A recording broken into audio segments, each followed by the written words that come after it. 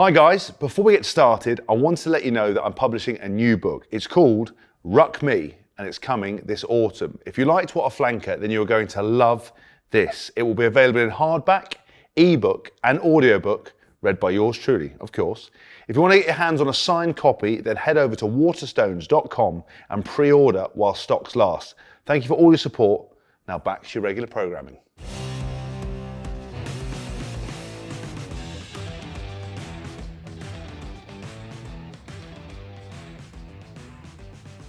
Hi everyone, I'm James Haskell and welcome to What a Flanker, the podcast series 2. My guest today is a former teammate, a friend of mine and a professional rugby player for Harlequins. He has over 60 caps for England, is the author of Loosehead Confessions of an Unprofessional Rugby Player. It's of course Joseph William George Marler. We haven't started laughing already. What's wrong now? I can't take you seriously. Why? Because I did the whole radio presenting voice. No, not that. Oh. It's just funny like that you say that we were teammates. I thought you were funny that we said we were mates. I thought that's the bit you were going to pick up Did you on. say that bit? I said we were friends. No, you need to take that out. What, or rewind it and re-record. say, I did wonder if I should have said that. Someone I used to know Yeah. and still know vaguely. An associate. A former work colleague that I've decided to get on and shine the light on today. Because What a Flanker shines lights on people. Much better. Like that? Thank you, James. I was- Let's be serious, shall we? Thank you, James, for having me on. Thank you. I feel really welcome. Thanks. Fine. This is going well. This is going so well. I got to say that I've got a lovely guy who works for HarperCollins who does stuff for me, a guy called Orlando. And when we walked in the door, you've come into this building, Spiritland, like a whirlwind. I haven't seen you for a while, very excitable. And you've gone straight away going, you don't look like an Orlando, right? And I've obviously, my ears are pricked up because I've never asked Orlando why he's called Orlando. I just let it go. And it turns out that there's a long story about it. His name isn't even Orlando, it's actually Lawrence. And you rightly pointed out that I don't appear to give a shit about anyone else but myself. No, that's not true. I take that back. Okay. You do clearly give a shit about people. Okay. You often give off the impression that you don't, though. Yes. But I know deep down, having got to know you a bit better. So we are friends. No, Okay. behave. Okay. Sorry. Okay. And it was just the fact that he said, "Hi, I'm Orlando." I said, "Oh, really?" Because I know that's like stereotype and stuff like that, but he didn't look like an Orlando. No, he doesn't And I was look more like interested to be like, "Oh, where's that come from then? Like, give me a little bit of yours." Yeah. I like people, believe it or not. I've gone from really hating people, a lot like hating them, Right. wanting to avoid them completely, to actually wanting to get to know them all. So we're talking to a new Joe Marler today, so like a people-friendly Joe Marler. No, it's Oh. the same me. Fine. But you now you like people. Well, I don't like everyone. Okay, Obviously, fine. there's still. I'm more inclined to try and give people a bit more of a chance. So I try and keep it a straight face. Okay, fine. Well, look, firstly, thank you so much for coming on the podcast. Now, we've done some things together before with an old podcast we've done. You've obviously got your own podcast, your own book we talked about. I want to delve a little bit deeper because we could just chat shit at each other for an hour. But obviously, you've been very outspoken about some of the mental health issues that you've been going through. And I kind of want to talk to you about them today because I want to know how I could have played next to someone and a teammate for so long who was struggling as much as you were. You know, you said in your book, you know, you were sitting in a car in tears on the way to training, and I never picked up on that. So, I mean, I suppose we better start really from the beginning. Like, how are you? How's lockdown been? I mean, obviously you've been playing a bit through that. How could I possibly divulge any of what I was going through when you were mainly the cause, James? Do you know what the best bit is? You actually turned up with a clipboard with notes. I have. And I wondered if that Sorry, that is a is this not one of those things where you're going to tell me that I've caused everything and like point one, you said this on a point Tuesday. one. Jack, I need to get this off my chest. Point one. Hask always thought he was a bit of a twat until I got to know him. Then instead of thinking he was a bit of a twat, I knew 100% he was a massive twat. Right.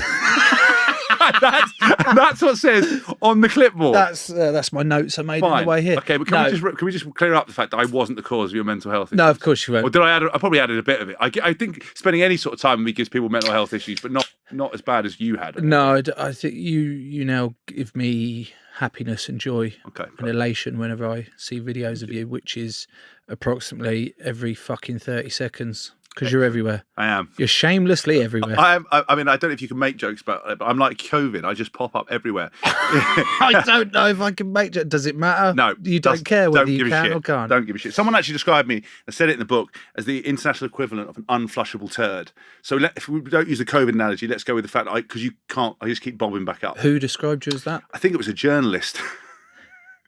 I think it was a journalist who basically described it. It might have been a fan, either one of them. And someone described the biggest problem with English rugby can be summed up in 2 words. And I scrolled down, it was James Haskell. No. Yeah. That's a shame. It's harsh, that, isn't it? Don't worry about it. You're over it now. Look at where you are now. Oi. Back to the point on how you can understand what someone's teammate struggling and you not knowing about it. Well, I didn't know what the fuck was going on, mate. I didn't know how to reach out. I didn't know who to reach out to. I had no knowledge of why I was feeling the way I was feeling. And in terms of a rugby environment, and I guess a working environment as well, you don't want to burden, I didn't want to burden any of you lot with my bullshit that was going on. Everyone's got stuff going on. Yeah. Why'd you then have to try and pick up, and also I didn't want to detract away from the energy that's needed to play international rugby, because you need to fucking be on it.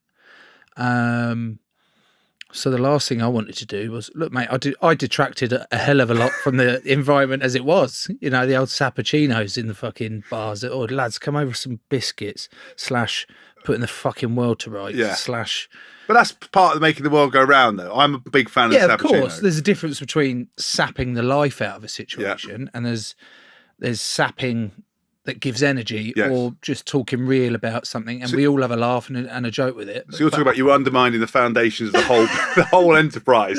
You'd burrowed underneath the whole thing. No, I didn't do a James. I thought I did. I didn't do a James to fucking take down the man. Okay, fine.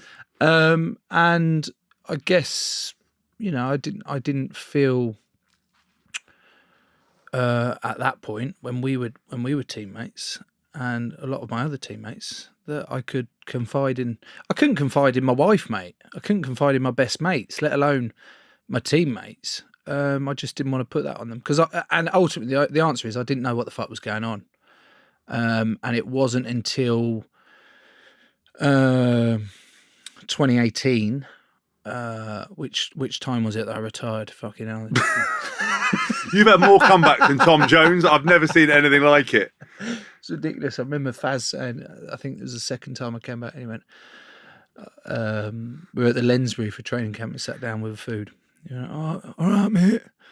I went, yeah, cheers. He's like, fucking hell. Because it was my birthday, that was it. And he said, how old are you? I said, I'm 29. Fucking 29? I mean, you cheeky sod, what do you mean? You fucking hell, mate. You look fucking old. I went, do I? He was like, cheeky fuck. He said, well, sorry, mate. Sorry, you've also retired about fucking 20 times, so forgive me for thinking that you're fucking 40. But it was 2018, and I speak about it in the book that I had a fucking meltdown, and it all started over a squirrel. Shut. Yeah, right, it explain, it please. did. Me and my Mrs. Daisy, we were going out.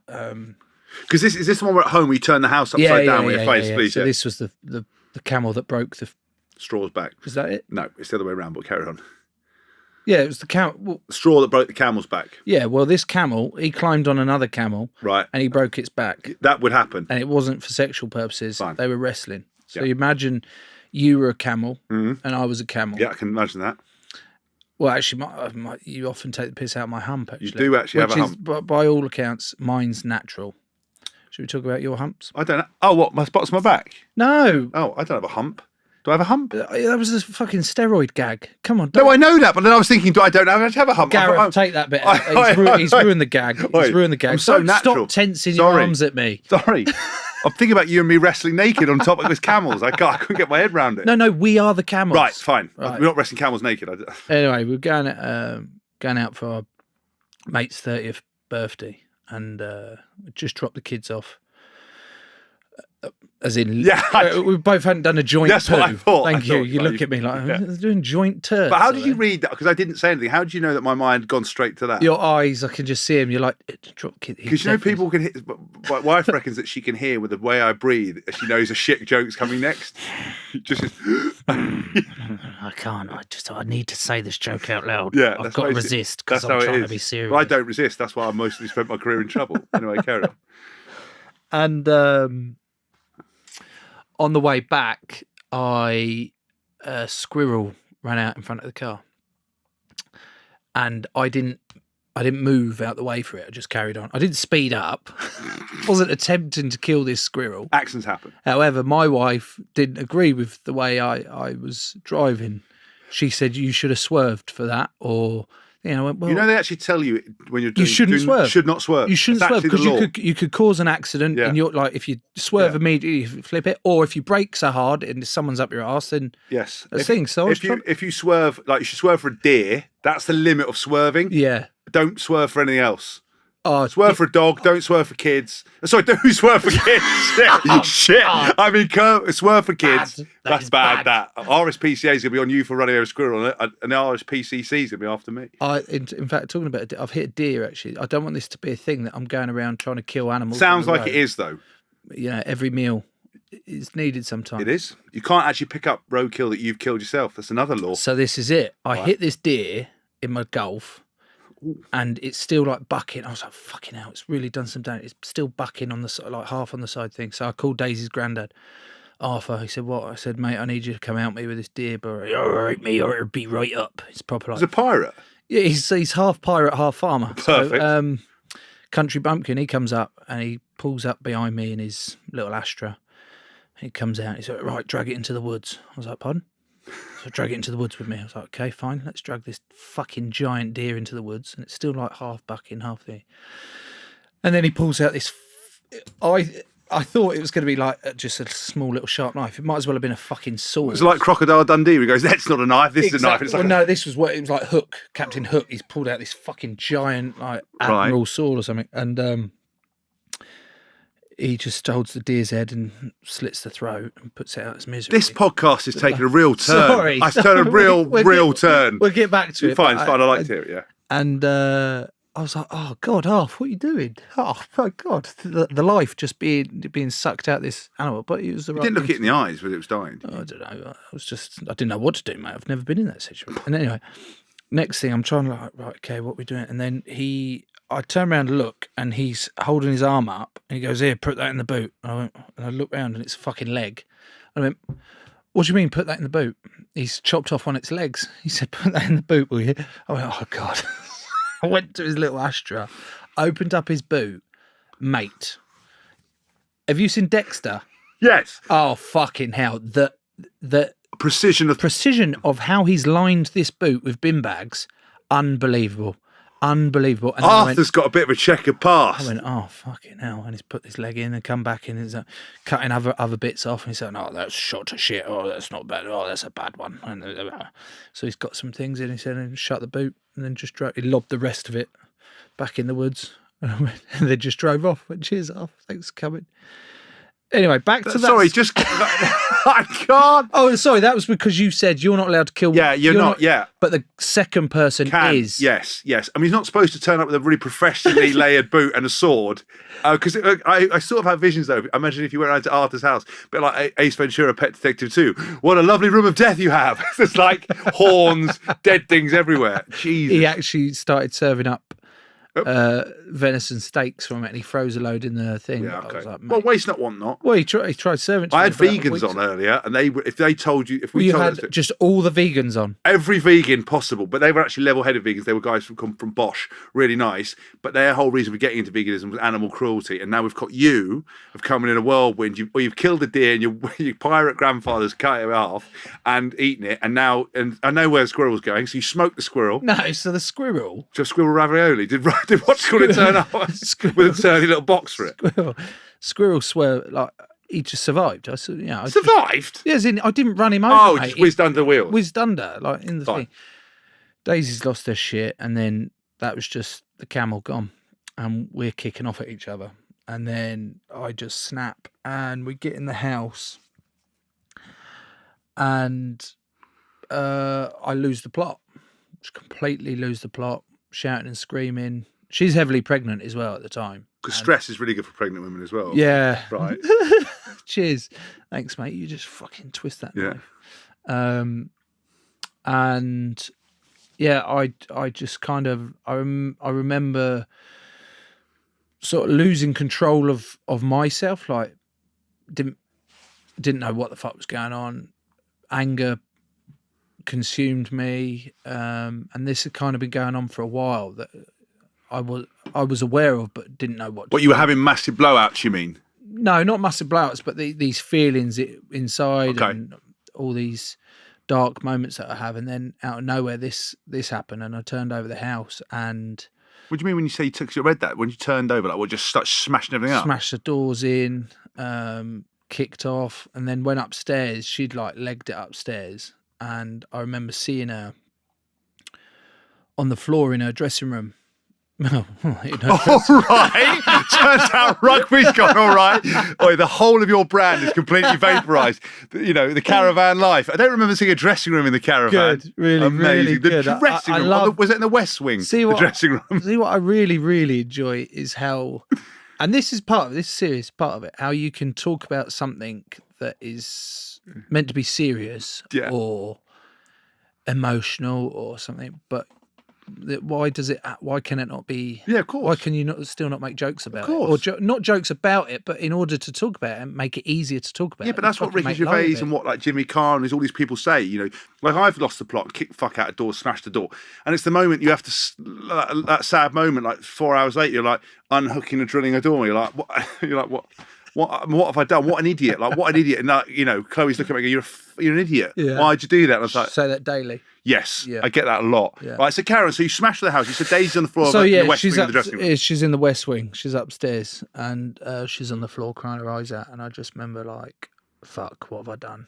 I'd gone from losing control to then that moment, like you just briefly described, where you come back to reality and you go, fuck, what is going on here? And she's having that. I tried being like, oh fuck, what have I done? All of this like scared the shit out of her, and then she's having none of it. And then I've gone, just got in the truck. You'd always do it with your eyes. You're looking for another gag. No, you're looking for another gag. Yeah, always. I think that's my problem. No, but it's good because it means that I know that you're listening. Yes. At least you're listening. Yeah, of course. You're not listening because you want to listen. You're listening because you're looking to find the next gag. No, I get it. I'm only interviewing people for What a Flanker who I'm interested in. Yeah. And I'm trying to get you for series 1, and I'm interested because genuinely, all jokes aside, I sat there. I want you to finish the story, but I sat there, and when I read about it, like for all my bravado and selfishness and everything else, like I care about my teammates. Like I got to know you. To know that you were going through that was like terrible. To know that people struggle with stuff, not able to necessarily communicate. Like you said, you don't want to burden it. Knowing that you have to put a brave face on, and also knowing what you're like, where you're a bit like a whirlwind of like 1 minute you can be quite moody, next minute you can be the life and soul of the party, depending on how you are. And I'll come on to things like Kieran Mile. I read about Kieran Mile. You know, you talk about it in a book about him wanting to commit suicide, standing in Dubai. I called him up and I was like, Kieran, I fucking, and I think I had no idea he was going through that. And I felt that maybe I had to work on myself because I want people to be understood that they could take me to one side. I could be there for someone, and maybe I don't give that exude that exterior that they thought if they came to me, I might start taking the piss out of it or whatever. But anyway, that's a side point. So that's definitely a valid point, mate. Yeah, you do have to look at yourself. Yeah. And go, what was I doing or not doing that meant my teammates felt like I can come to me to talk about it. But that's the same for everyone in that environment. Yeah.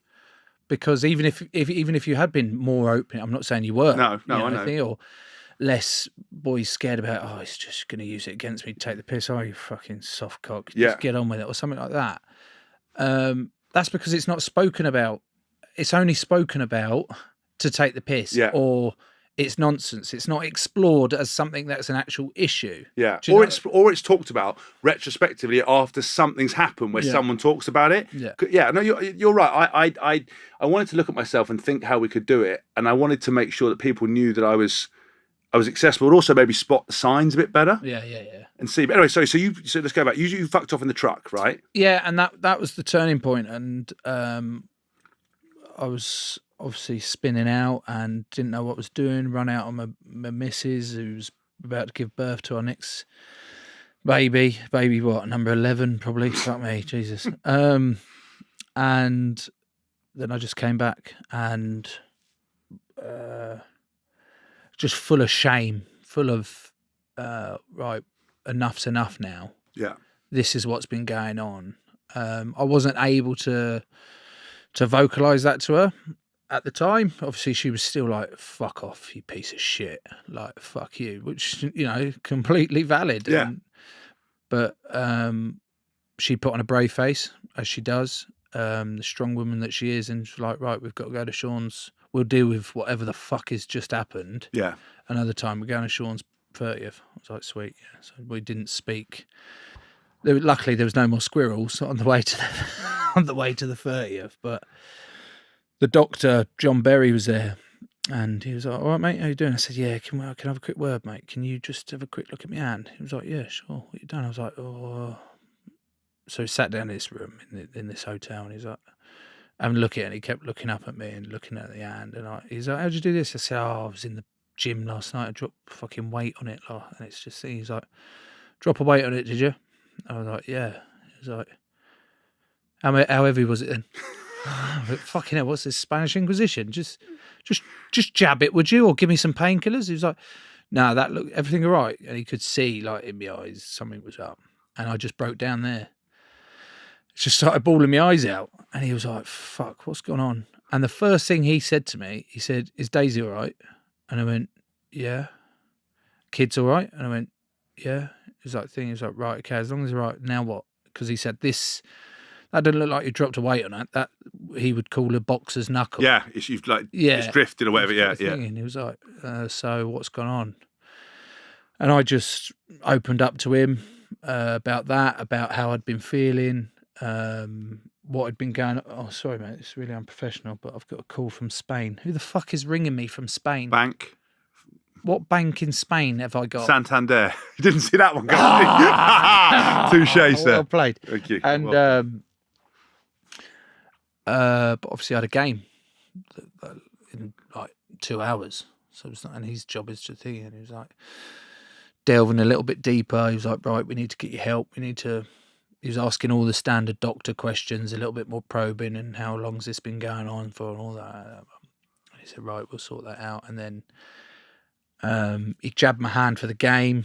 In the same game, I fucking made a tackle just before half time on, was it Scout Burger? Is that? Yeah, is that Scout Burger. Yeah. Scout Burger. Yeah. And went to put my arm down, and it gave way. I couldn't lift my arm up. I was like, what's going on here? Got in at half time. I was like, "Fuck this, brilliant." My hand's banging up my shoulder. And I remember the physio grabbing my arm, trying to revive it a bit. And he's gripped my hand and he's lifting it up. He's like, "Right, lift it up like that." I was like, "Yeah, cool, lift it up." All right. And then it dawned on me, he's like, "Mate, it's coming back. This is much better." And then it dawned on me, he was lifting my arm. I said, "Fucking let go of my arm." And he let go of my arm and just fell down. I said, "You've been fucking lifting my arm up, you twat." He's like, "Yeah, I'm trying my hardest here, mate, to try and help you." So yeah, it went to, and then we lost that game. Of course we did. We always do it. And then got in the change rooms and just broke down. And Robbo, DC, all the boys that are in there, they're like, "What the fuck is going on here?" I'm just sat in the corner with a towel over my head, crying my eyes out, and they're like, "Fuck." He's never cared that much about a loss. Yeah. I know he doesn't like losing, but Yeah. this is a bit much, isn't it, mate? And Yeah. they, to be fair, they've never seen that side of me, really. Because, yeah. I haven't. I've seen you upset, yeah. but I haven't seen you break down like that. And they were all, coming over and, "All right, mate." I was like, "Yeah, all right, mate."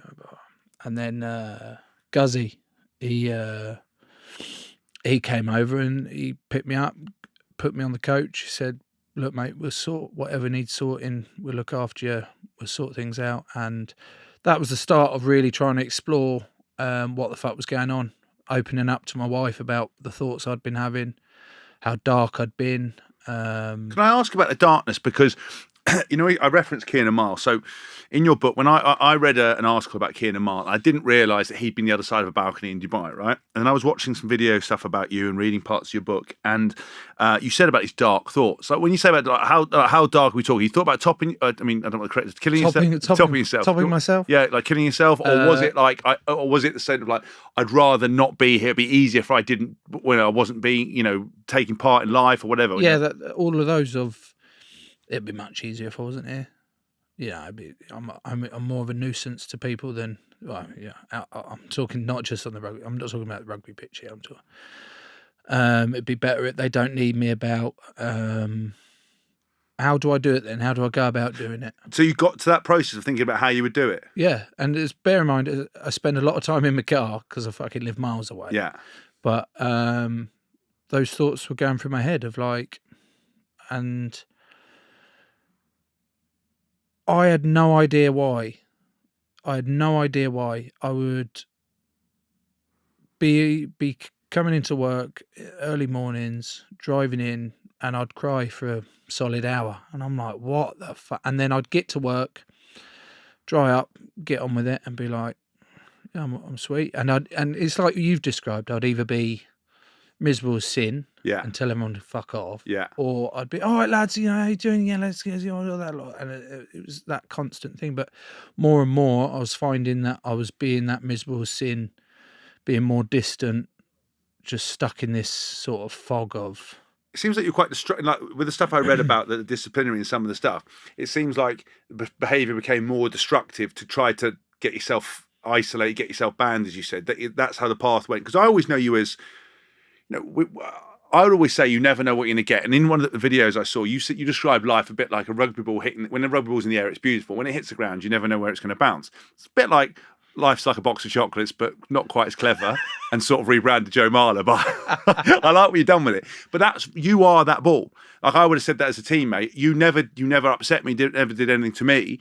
But it would be unpredictable. You were very unpredictable. I would never know what mood you're going to be. And I wondered if it was considered, because you are quick-witted, you are funny, and it was something, a role you were assuming, or actually of what you're saying, it turns out it was like those mood swings were that kind of tumultuous. Help me with that last one. They were that kind of like Brilliant. explosive, up and down. Very like tumultuous means it's like a wave and weather. You can have a tumult in the waves in the sea, very up and down. Yeah. Gareth, are you there? Do you know what tumultuous? What is it? Tumultuous. Tumultuous means. No, well, I don't know if it means that. It basically means that it's like up and down. It's like chaotic. Gareth, very helpful. Very helpful. It's chaotic. Especially just when it means a small old wooden ship. old ship. It's actually a canoe. No, it's not, Gareth. Tumultuous does not mean a fucking canoe. No, basically was it's up and it down. considered? Yeah. No, I guess it was a combination of. Well, that's it. That's an easy way of not letting anyone get close, and not letting anyone. It gives me see behind the curtain. It gets me more control of like any failures or piss takes or whatever. I mean, I can then control that of like, oh, fuck you. Do you know what I mean? Yeah, I get it 100%. But also more and more of how you describe the distance and stepping away and fuck, I don't want anyone near. And it was becoming more and more frequent, and I was like, mate, what is the matter with me? I was like, what is going on? Why?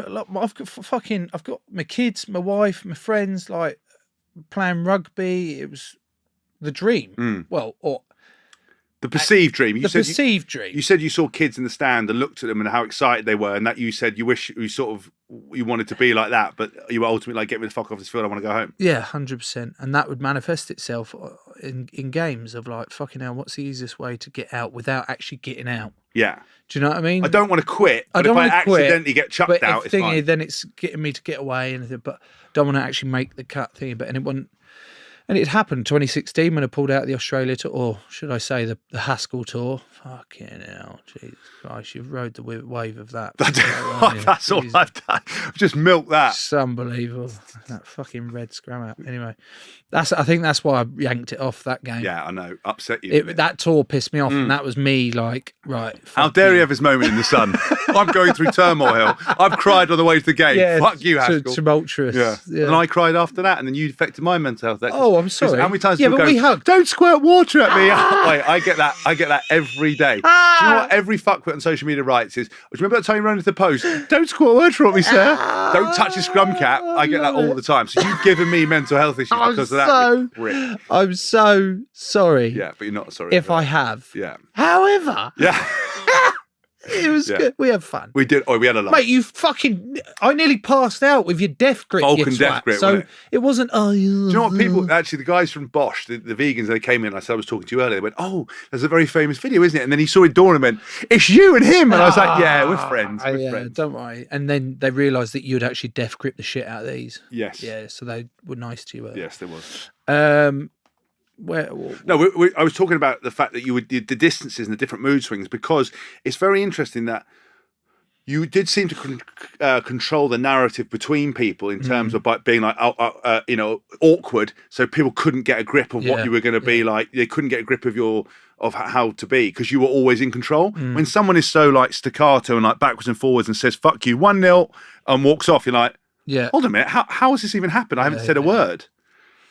Yeah, and that was just my way of keeping everyone at arm's length, because the closer people got, maybe they'd see the weakness or what I perceived as weakness as I thought it was. But it got down to all that lot and exploring it more, and then I finally managed to get an appointment with a psychiatrist at the Priory, and Humphrey. Hello, Humphrey. Hello, Humphrey. Humphrey was great. Psychiatrist. What name. a great Was name. he an old guy with those little glasses, like pince nez they call him, on the tip of your nose? He did have glasses. He didn't. No, he wasn't tiny. He was, a fair set bloke. And I remember turning up, and you have to drive past this big building, which is actually a mental hospital. For criminally insane, all sorts of treatment, in-house patients, stuff like that, to then get to the treatment centre where I went and met him. And it was lovely, a cup of tea, cup of coffee, lovely waiting room, brand new building, everything like that. Get upstairs, and it's just this like whitish room. With you can't have too many colours that send people to loop. You know what I mean? Too much stimulation. There you go. Yeah. And I genuinely thought there'd be a chaise lounge. Did you? And I went, "Where's the bed then?" He went, "No." I went, "What are you don't laughing do at? that these Can I?" days. Well, I was hoping there was. I could lie down. He said, "No, that's not how it works. We just sit here for a chat." And that was the start of trying to work out what was going on. And I went back and saw him a fair few times and explored more and more. And was this the case? Because I remember saying that with the disciplinary hearing, when you kicked that French guy in the head, right? Yeah. You say in your book that when you went in there that you when they were asked for your evidence, you normally get someone prodding you saying, "Don't say anything. Just say this. I didn't mean it." And you apparently went. Yeah, it was like, QC, your mate. Yeah, your mate QC. He was sat there and he was like, "Right, this is a plan of action." I went, "No." He was like, "What?" I said, No, I'll just go in there and freestyle it, see how it goes." And here's the fucking panic on his face. God. It's like, what are you going to say? Yeah. Am I going to drop the C-bomb left, right and centre to the panel? And I was right, like, no. And I just went, I was just honest with him. And I went, "Look, I feel like shit. This is how I'm feeling. I haven't got control of this, and I don't want to be Was this here." before or after the breakdown with Daisy? Was that this was before. Right. So this was after Gypsygate. Right, because in that part you said that you spoke to like a psychologist, and they gave you a couple of cool tools to cope with. So that was still bubbling, not really addressed. No, then you had the full meltdown, and that was psychologist. That was a sports psychologist. Right. That was like new tools. Yeah. I wasn't. No. But did you open up to them, or you probably just said, "No, I'm a bit angry"? The questions that were asked were relevant to how do you feel when Okay. someone melts you in a tackle, or you know, Someone kicks you off the ball or plays you off the ball. or how do you cope with that? And that was like, I was like, fuck it, Okay. I'll go and get him back or something like that. Yeah. I wasn't Yeah. delving that deep because I didn't know I had to delve a bit deeper. Yeah. It was just sort of surface stuff, and then I was just honest with them, and they're like, go see them a lot. But so Humphrey was a big turning point for me in terms of understanding it more, being put on antidepressants, which I was very reluctant to do in the first place. Because there's a bit of stigma around taking like medication. Like Immediately, I was like, mate, I don't need antidepressants. And he was like, okay. He's like, I've only been to medical school for 7 years. I'm only a psychiatrist who's doing an evaluation of you and ask you all these questions. And this is my, is it diagnosis? Prognosis. Yeah. This is my evaluation. I went, no, I'm not doing it. He went, right, why? And I said, well, no, I want to be able to do it myself. I want to, the strength within and the tools and all that. He said, look, I understand that, but the analogy that was used was when you're poorly, when you got tonsillitis or an infection. I said, do you take antibiotics? And I went, yeah. And he went, well, try and look at these as antibiotics that they're there for your brain, for your soul. Yeah. That they're to help you with your mood and lift you. Whilst you're still doing your own tools of recognizing when you're going to be at low points, recognizing what are your triggers, sorting out what is actually the issues that are deeper. And I was like, oh, that's actually a pretty good way of thinking about it. It didn't take any of the stigma away. No, of because course I was that was because did you imagine you're going to be like quite like dribbling from one side of your mouth, like not unable to speak, no show and no emotion, like you see in the movies when people are highly tranquil, flat. I was like, well, I don't want to be like that. Although I was up and down, I'd still like to go up. You still enjoyed it. I'd still like to go up, please. The peaks. Because that's what I would have thought. Do you know what? Even though we both do, and you in particular do stuff for mental health. If you said about going on medication, I still don't have the education around what that would mean. If you went on antidepressants, I thought you're one step away from the white coat because you're just like you're numb. Yeah, you're numb. That's exactly a great word. And that's that was a worry, and obviously the stigma around it as well, because I had a conversation with Daisy before going to one of the, and she was like, good, I'm really glad you're going to she was like, and she said it flippantly, and she didn't mean it like thinking, but she went, as long as he doesn't just shove you on medication and put you in the stereotype of, there's a lot of people that go and see a doctor when they're struggling, and doctors tend to just go, there's your prescription, piss off, sort of thing. And I don't mean to generalise. No, but it's true. It's true. It's true. What she was worried about. Like, I hope you actually explore more than just relying on a pill. Yeah, you've basically got to put the groundwork in and actually make physical and mental change as opposed to just be on drugs and stuff. And exactly. And that's why she was and she'd said it, but that had stuck in my mind. And that's why I didn't tell her that I'd been put on antidepressants for probably 5 or 6 weeks. Oh, really? Yeah, because I was, even then, it was all counterproductive of like, I'm trying to open up. I feel better from opening up, going to see a psychiatrist and understand a little bit more. And then yet again, I'm hiding it again. I'm hiding because I'm scared about being judged and the stigma again, or the weakness behind, you're just relying on pills and all that. So it wasn't until then I was like, right, I'm on antidepressants. And that was, and did you find them, or did you just come clean? No, I came clean, right. And it's such a bad word, isn't it? Coming clean. Coming clean as if you've done something bad. I mean, did you reveal? Well, let's explore coming clean. Let's not go down that route. No. I mean, you could interpret it. Yes, you could, okay, but we're not. We're talking about mental health and pills. Okay, yeah, but and oh God, he's gone. Yeah. All right, and then. It sounded like you got your father-in-law in the room. All right. Just come clean. Oh, God. Anyway, and that was, another step in the thing, opening up and being more open to how I was feeling and the communication between me and my closest people, my support network. And being on them, and then having the chance to... obviously, I wasn't playing for England at the time. I'd quit in that October 18, and then got the chance to go and play bars.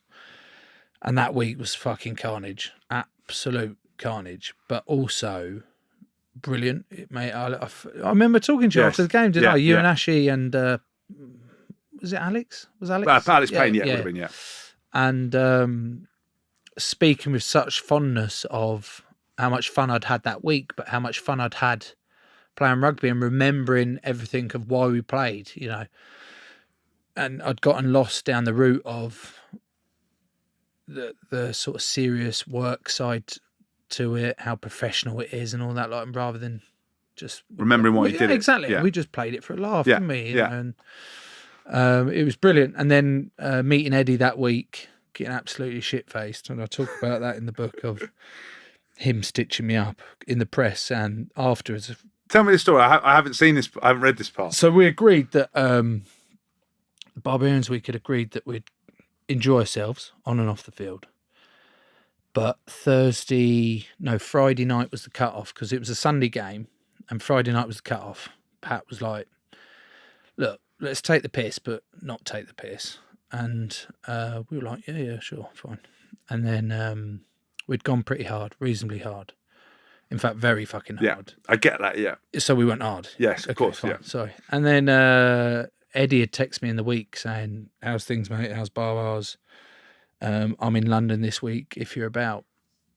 And we'd been texting on and off, you know, he's like with emojis and shit. He doesn't actually send any words, just sends the odd red glass emoji or a fist pump. And you're like, mate, you're like 70. You can't be sending fist pump. I've got to admire the fact that his technology isn't there, but he's trying to engage with lads who just live on technology all day. You've got to admire it. Which is why he does it. And also, I love his like shoe game. You know, like you talk about Gavin the kids. God. He's got such an extensive shoe game. He's only thing he cares about is how good your shoes are. Yeah. And he'll be like, Hess, mate. Them fucking Under Armours are fucking. What are you wearing on your feet, mate? Fuck. And he said, oh, if you're about such and I said, well, I'm about on Friday if you fancy anything. He said, fine, come meet me at the Anglers at 7. And the Anglers is a pub just around the corner from the Lensbury. Yeah. And so I got a taxi out there on the Friday night and turned up, and the whole of the England team were there. So it was the England under-23s, under-24s team. Eddie had distanced himself because we got licked out the year before. Yeah. Remember when Radradra and Ashley carved us up? And he put someone else as head coach. Yeah, he put Jim Mallender and someone. He said, mate, you lot, you just do what you want with it. I'm with his tin hat on, just hiding. Classic. I didn't even think of that. You know, I thought he was giving coaches another opportunity. How naive am I? How naive am I? I love that from him. What a professional. Very clever man. Very clever. It turned up, all the coaches and the players there were having their team meal out at the Anglers, and I was like, oh, fucking. A couple of them, Phil Dowson had spotted me, and he was like, what are you doing? I was like, and he's like, are you all right? I was like, I'm pretty sure I'm still pissed. And he was like, what are you doing? I said, nothing, just trying to meet a mate. And then just waiting for a mate. Have you seen that clip when he's stuck in the car anyway? So I left there and I said, mate, I text Eddie and was like, you've stitched me up here. Is this a stitch up? You've told me to meet at the Anglers just to fucking meet all the team that are playing on Sunday. So I said, no, mate, the Anglers is busy. Meet me in the bar at the Lensbury. I was like, okay, cool. You could have told me. Went to the Lensbury. Oh, fucking hell. That was another thing. Went and met at the Lensbury. I saw Sam. Do you remember little Sam, the physio? Yes. Not physio, the masseuse. Yes. I said, what are you doing here? She said, oh, I'm the physio for the thing. So, right now, she said, oh, well, yeah. I was like, cool. And she said, oh, are you here for Matt's wedding? I said, Matt who? She went, Matt Parker. I went... Shut up! I went, Matt Parker's wedding? She was like, yeah, all the old lot here. Faz is here, like old big Faz. Catty here, all the old lot, they all come over. And I was like, oh, God, can this get any worse? This meeting is not going well. What do you reckon the wedding buffet was? Just protein bars? That was those berry shakes. Remember we saw that photo went round of him in the jacuzzi, the berry shake. Yeah, the berry shake. He always had a protein bar and a berry shake in his up. Yeah, amazing. And David Brent. Do you remember I said in that meeting, I went, and all those numbers lead to one place only, the job centre. And then he got sacked. Mate. And it was like, he's a lovely bloke. I've got really loads of time. Do you do that meet? Do you write about that meeting in your book? Yeah, I talked about it. Yeah, God. I mean, I went into some of the details when I said about the doctor going, going if it was a World Cup final, would you play? And I was like, no, it's not. It's fucking one of Wig's shit mauling sessions. Why the fuck would I do that? Yeah, I did. I went pretty hard. You went hard. Yeah, I went hard about, I think, weak doctors in the game just being yes men. Going to, basically saying that, I've got concussion, I've got bad back, whatever. Well, would you train if it's World Cup? So that's not a fucking excuse. You're the doctor. You tell the coach, well, we need the players. Well, you can't have him. I'm feeling ill. I need to rest. Wow, I've opened up a can there. Yes, I have. I've detracted. I'm making the podcast about me again. No, good. No, I like it. Right, that's a fair point. So you went to Matt Parker's wedding. I went to Matt Parker's wedding. So you fuck, 20, where are they? Matt Parker, yeah. Where are they? Hide me. She was like, oh, no. So I met Eddie in the bar. We sat in the corner, and he's got 2 bottles of red there. And we just start chewing the fat because we hadn't seen each other since I'd quit in September time. I love how many times you've quit and retired. I know we talk about it, but most people just don't come back. No, I know, but you sort of don't even properly quit. It's sort of like I'm off, and then it's like a tantrum. I get, well, not as such. Well, a little bit of a tantrum. Maybe it was part of. Well, it wasn't maybe, it was definitely part of not understanding and it'd been going on for a long time. So in 2016, when I pulled out that tour and I was like, I can't do that. It was my way of thinking, right, rugby, the pressure, the environment of international rugby and going away for long periods of time is what's wrong with me. So if I stop that, if I take that away, you'll start feeling better. And I'll start feeling better. Yeah. And then I take it away. I feel better for a week or two, and then I go, fuck, I still feel the same. So it's not the same. So it's not that. So what the fuck's going on? But I'll just park it. So then months go by, a year go by. You parked a lot of things to the point you've got a multi-story car park of things. You're like, I've parked so much. That's what we do, though, as men. That's what we do. Like, Chloe has to go with me the whole time. Because, like, retirement's hard. And the one point you said at the beginning, and I want you to finish the story with Eddie, but all of us got shit going on. And sometimes... people sometimes feel that they can't talk about mental health because they haven't had some sort of tragedy. They haven't had some sort of really bad event. But sometimes your shit just happens or stuff happens to you. But we're great, especially sports people, just parking stuff. She goes, you just bury your head in the sand, carry on, and that's it. And which is good to an extent. Yes. But you've got to address stuff, otherwise it just remains unaddressed. Yeah, before you've got an NCP parking lot of park problems and the whole building's falling down, you've got to bill for £1 million worth of parking tickets. Which is, have you struggled then? I have, yeah. Post-retirement? Yeah, I have, yeah. I mean, I want to. I will talk about it. I mean, sorry. Yeah, you want to finish the story anyway? Yeah. The wine keeps coming. This poor lad, and it was the night before the final as well. Exeter, there was a couple of Exeter fans, and they'd spotted us in the corner, and they'd come over. Oh, can we have a photo? And Eddie's like, and he goes, "Oh, I'm a big fan, but I'm a centre." And I remember Eddie was half cut at this point, and he turned around and he goes, "A centre?" And he slaps him on the gut. It was a big lad. He slaps him on the gut. And he goes, mate, you look more like a fucking prop. And it was just like a casual thing. And I was like, fucking hell, mate. He just does what he wants. He just called him. This is amazing. I've never seen Eddie steaming because he's always got a glass of red and a pint of water. Sparkling water. Yeah. That's his trick. He always has a glass of red. But at some point, the tipping point is going to go towards the wine. And obviously what you're saying is... It does, but he's very clever because he leaves before it gets to there. Yeah. He'll go and watch about 17 hours of rugby. Yeah. Or says he does, but then he falls asleep on his laptop. Do you know that first game I said in the book? He never sleeps and works. So when that flight back from Scotland, he was upside down with his laptop. I was fucking asleep. And I was like, oh my God. But he had eyes painted to his eyelids, so it still looked like it's like, mate. Those glasses with the things like never sleep. I never fucking sleep. Mate, he sleeps under the bed in Annie's bed, under the dog bed. I've asked him. I interviewed him for the series 1, and I said, look, I know you've got somebody who will work at it, but every time I knock on that door, it takes you about 10 minutes to open it, and when you get out, I've seen you've got the dog bed. Annie's not in her bed. He's curled up in the bed under the desk. That's where he gets his naps from. Do you remember South Africa 2012 when that security guard?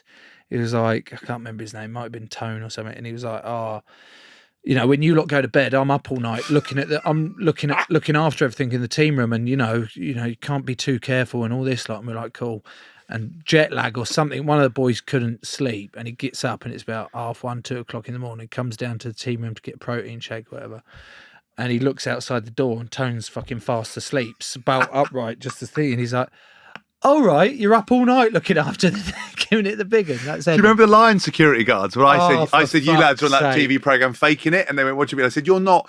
I said, it's wrong to call you security guards. You're fire marshals. you like, I wouldn't put you as a steward to look after like a tiny stadium. You were another level with those security guards. Mate, you know, one of them honestly kept staring at me, like give me that 1,000-yard stare, you know, like special forces stare. And I went, mate, I said, you won't kill me. You're looking at me like you're going to kill me. I said, do you know why you won't kill me? Because I said, you probably wouldn't hide the body properly. You're that incompetent. And you get caught. Mate, they were livid. But what if, mate, they were? What, they actually killed me? No. What if they were actually, you know... They weren't. They could kill you with their hands. They weren't. They couldn't. Honestly, they couldn't. They were lovely guys. They were at best, doormen, bouncers. Unqualified bouncers. Mate, the head of the Lions Hall got filled in. Do you not remember? One of their job was to protect him, and they kicked fuck out of John Spence. Do you remember? And then someone else was standing there. Oh, what about Pete? What about Pete in that bar? Yeah, but what about in the gym when that bloke attacked and the other guy was doing pull downs with his headphones on, and that bloke tried to have a fight with us, the midweek veg fight, and I was like, where were you? Where were you? And he's fucking sculpting his guns in the corner. Time off. Mate, that's amazing. So Eddie slapped him on the dard with the red wine. Slapped him on the dard thingy, and we were chewing the fat about all sorts. And he said, look, mate, if you want to come back, the door's open. And I was like, he said, but you'll have to fucking work your tits off, because we've had Mooney come through. We've got Genji, we've got Mako, and he kept reeling off different things. I was like, so is the door open, or is it a glass door? It seems like he showed you a picture. It's a picture of a door, but you can't open it. It's shut, and I just want you to come back in so I can poke fun at you and take the piss out of you. And anyway, so that was the chat. Left it at that, and Daisy was due to give birth to Felix the following week. And me and her had no conversations about going back to England, going back for the World Cup or anything like that. That was never on the cards. Of she was like, you've made your decision. I'll back you whatever, but if you've quit, you've quit, and that was it. So it wasn't until she gave birth on the 7th, and this was the week before. And I'd kind of sort of made my mind up, I want to go back and give it another crack, see if I can make it into that 31-man squad. Also, I'd been sent loads of messages saying that I was like 25-1 to make it on the plane. So her mum mentions it. She said, so Joe's thinking about going back in the hospital when she's come in to meet Felix. And Daisy's gone, yeah, well, we haven't spoken about that yet, have we? Like, you know, that death stare. You think, that was the permanent look my wife gives me, you mean? Yeah, the only stare I know. Just turned to my mother-in-law like, you wait till we get out of this fucking room. Fucking hell. So I was given an opportunity to go back and try and give it one more crack, and I was lucky enough to make it and have one of the best experiences of my life in terms of rugby, because it was fucking great crack, mate. We lost, but to be able to do it in a position where I'd been at my lowest point, I thought that was a thing, and then go back and experience it differently. Experience it on antidepressants, in a position where I was far more aware of my mental health, what triggered me, what was going to, and all that sort of stuff, but also with a mindset of trying to get the other boys to enjoy it as much as they could, because you never know when your last game is, and you're a long time retired. Fuck me, I know that. I've done it. But actually, technically, you're not that long time retired. You're actually the exception that proves the rule. You're actually not. So is that not? I don't know what that means. I shouldn't use that phrase. Yeah, I don't think you're retired for as long as you're not retired. Yeah, you're retired for as long as until your head gets back on. So yeah, that was it really, mate. That's been an ongoing thing. Keep exploring and discovering mental health. I even watched your mate Roman Kemp last night. Yes. Did you watch it? No, I didn't. I saw about it. I saw you. I think your Instagram about it. Yeah, on BBC, mate. Fuck, that was really good. Really, well, he really lost his best mate, didn't he? I remember talking to him about that. On air, discovering they'd found the body while he's on air and trying to do it, and basically had no idea, no concept of what was going to happen. It was quite hard to watch at times because of how raw it was. Yeah. Like how recent it was as well. Yeah. And being like, fucking hell. But fair play to him to actually delve into it, explore that, and raise awareness around it. There was this group of kids in Ireland that he went to, and how young they were, mate. I just like one of their mates killing themselves. That shouldn't be happening. No. It shouldn't be happening. And it's amazing that as much awareness and profile around suicide and mental health there is, still not enough, particularly in men. Like, we still have issues. The rate's still have gone up. issues. The rate's gone up. And I think the more we talk about it, like I think sometimes when people talk about a subject, they feel like they'd make a difference because we're talking about it. But all this stuff is still going up. It's going climbing. You know, it's the biggest killer of men under 40. And you know, I think we're making the right noises and stuff, and I think the right stuff needs to happen. But it's still. I posted a video about asking men to speak up, and saying that it was important, and that, you know, I was vocal. You know, I haven't gone through the same experience as you, but you know, you're very vocal, a great advocate of it. And if two meatheads that look like we do can turn around and say, this is it, and we have good days and bad days, that's very important. But I got back going, well, talking never got anyone anywhere, man up, all this shit. And what I reiterated last night as I did a video was, talking without physical change is nothing, right? Just talking about shit, yes, it might raise awareness, but you know, you talking about it and opening up to people is fine. But you needed to find the tools, and it was your psychiatrist, it was the antidepressants, it was a support group, it was recognizing stuff. Those are physical changes that you put in place. And just talking about it, no one's saying go around fucking light a candle, get around a thing and start playing a guitar and just talk about it or speak about it. It's actually, you know, you speak about it so someone becomes aware, so your missus hears it and goes, you need to see someone, and you're like, I don't, you know. I can't get over how eloquently you've put it. You know, no one's saying fucking get round a fire and light a candle and just come buy all the shit out of it. That's what it is. It's what people, but people think it's all about, you know, cold water therapy or free, or these are all like, you're changing habits by doing different things. You're changing focus. So, you know, breathing takes you from worrying about your problems to suddenly being on something else, because your mind is never clear. You know, they say clear your mind. You don't. As soon as you go to clear your mind, you think, if I said blue elephant and you try and clear your mind, what do you think of it as a fucking blue elephant? It's red. Right, fine, red elephant. I now I'm thinking about red elephant. This whole podcast has been ruined because I can't stop thinking about red elephant. But that's my real point, and I'm fascinated with it, and I think it's amazing that what you're doing. I think you're bang on there. Yeah. That talking about it is brilliant. Yeah. To raise awareness, but it's not enough. It's the tools. That's the part of it. Actually helping give tools to people to actually ask the right questions, but also be able to open up and feel comfortable enough in your support group to let it in. You bang on there, James. Because people say, fucking hell, I'm fucking hell, I'm giving you a compliment. Thank you. I know, it's unbelievable. No, but actually, I actually wrote in this thing here with my notes about the questions, because there's some more I want to talk to you about. I think we're okay for time. But it was you said actually, when you called me up after the World Cup, I could tell how much you enjoyed it, because even though you were steaming and probably too drunk to remember the conversation, we had a good FaceTime, and you were the loveliest you ever been to me. Did I? Do you not remember this? We spoke for an hour. You were steaming outside having some crisps. Read Chris what you want. Shit faced. Yeah, shit faced. I did have a cigar. No, you were having a cigarette. There was I remember one of the someone came up to me, said, "Show me a picture." I said, "I don't remember that. This was the night of the final night." Yeah, this was the next morning, or the next morning. After you FaceTime me drunk and obviously sitting on your own board. And you're like, I know who I'll call. James.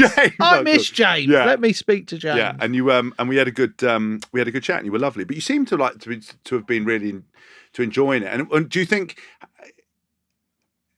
with that sort of transformation now, is that continued? Do you still feel on that path, or do you still feel you've got lots of work to do? No, I still think it's an ongoing thing. I think I look at mental health as the same as physical health. You know, you're a massive unit and you massive advocate for physical well-being and all your gym and your supple leopard. What is it? Your leopard. Supple leopard. Supple leopard shit and your fucking leopard shit. All your squash turkeys and stuff. Yeah. And you can track that, can't you? You track your macronutrient shit and how much you're benching and increasing progressive overload and I get the point. I get the point. You don't have to mention every modality that I've ever involved myself in. Transient hypertrophy. You're basically saying mental health is a constant working in progress. You keep having to it's not work. There's not an end. No. It's not a beginning or an end. It's just, I see it as a constant check-in with my wife, with my friends, with thing, and the same way you get fat. Yeah. Do you know what I mean? You get fat and... Oh, I don't know about that. I've never actually No, got not that, you. but I know what you mean. Oh, no, I don't know about that. I've never got fat. Okay. Your health deteriorates Yes. physically, so Yeah. does it mentally. So it's always on case of it. And, you know, I have my good days and my bad days, but I'm far more equipped now to recognise when they are, and also to go and ask for help or retract a little bit and deal with it myself. Have you always had those issues, or was it professional rugby that brought them to head? Because I believe your nickname was Psycho as a kid, and I can't. And I mean, I mean, that's the first time I heard it when I was doing my research. I can't imagine that was easy. Yeah, no, it wasn't. Or was it? Because it was part of the whole bravado thing as well that we touched on about. Self-fulfilling prophecy. I'm just going to create that demeanour. A lot like that. And it was easier to be this sort of angry kid that people were scared of because he had this fake persona. Meant that they wouldn't ever come near me, and I could control the narrative, or I could control the situation, because if someone didn't like me, it's because I was in control of that. If someone was nasty to me, it was like, oh, that's because I wanted you. Or if someone rejected me or didn't, do you know what I mean? It was, I'm in control of it. And there's that thing. Have I always been a bit of a thing? Yeah, I guess up and down as a kid. Got bipolar quite a lot, as in not actual. Just people labelling you because you got up and down. Up and down constantly. A lot of anger issues, a lot of aggressive behaviour, and rugby was meant to channel that. It was only a matter of time before, you know, those behaviours also manifested themselves on the pitch constantly. So there was a lot of that. But Psycho, you kind of, with a nickname as Psycho as a 12-year-old, you kind of like, oh, well, I kind of live up to this a little bit.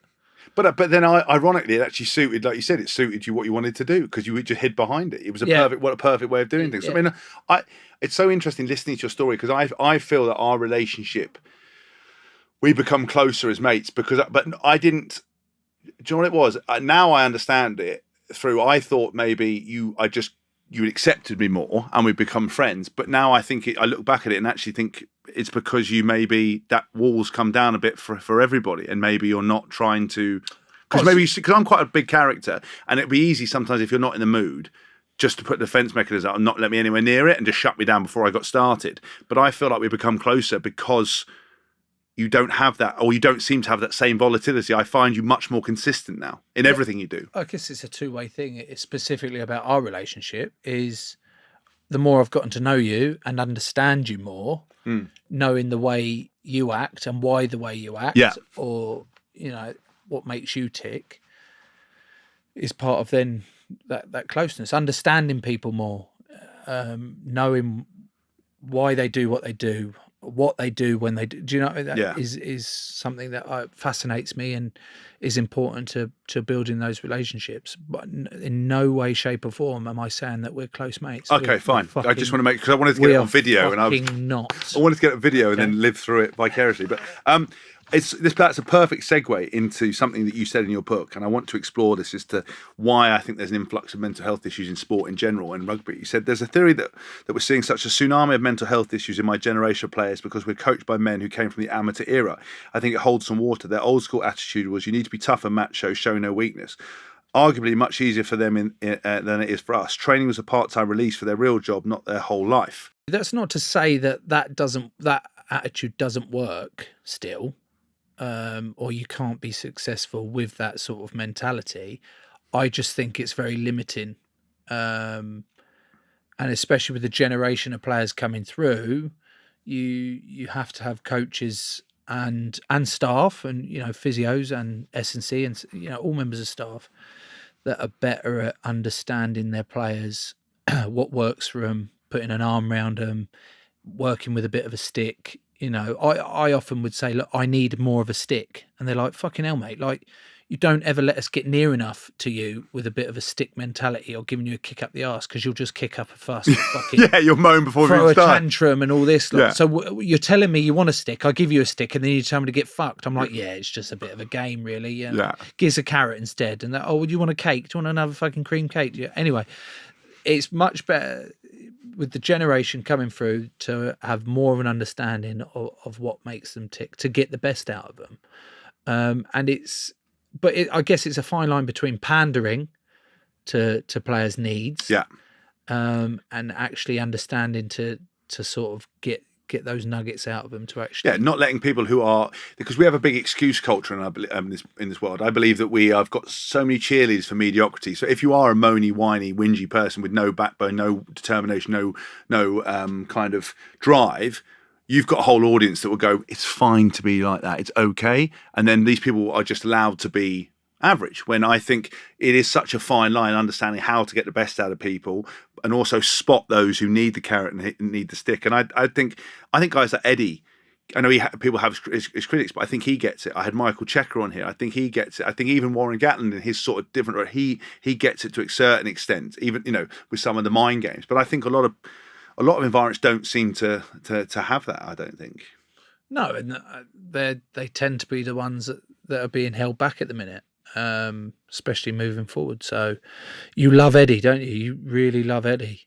I do love Eddie. You love him a lot. I do. You had him on here, did you? I did, yeah. And that went well, did it? Yeah, it was amazing, yeah. And why do you think he liked you so hard? Because he fucking loved you. I don't know why.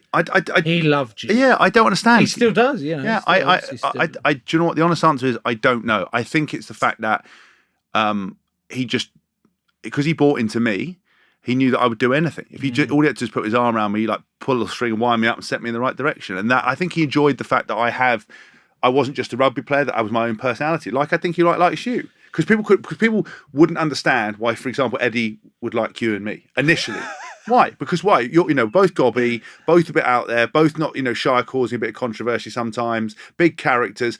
Most fans want a vanilla player. They want someone that's just humble and quiet and everything else. I'm not saying you walk around talking yourself up, but we're not necessarily the usual mould, I don't think. No, also, no, we're not, but I think there's definitely more.